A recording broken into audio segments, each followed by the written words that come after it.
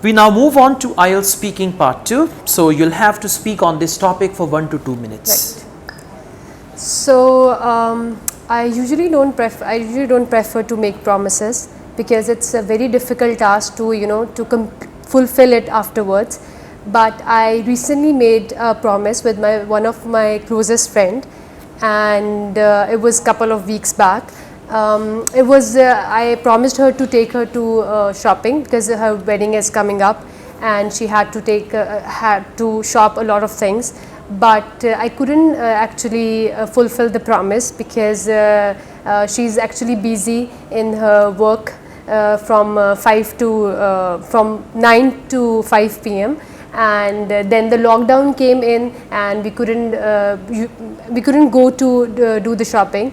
And I'm expecting to fulfill my promise in the next couple of weeks, maybe next 2 weeks, because her wedding is I guess after 2 months, so we have ample of time to to do shopping and all. So yeah. Why do people break promises? Why do people?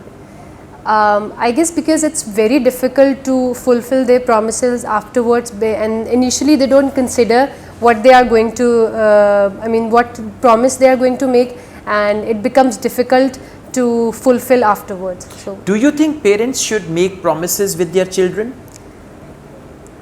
I guess yeah. On some topics, parents may make promises to their children, like if they are going to fulfill one of the biggest tasks or something like this, they can make promise as an incentive to their children. So yes. Have you ever broken a promise with anyone? Yeah, like I said recently I made a promise with a friend, and I wasn't able to fulfill that promise because of different reasons. One of the biggest is the lockdown came in. So yeah. Alright, thank you very much. That's the end of your IELTS speaking test. Right.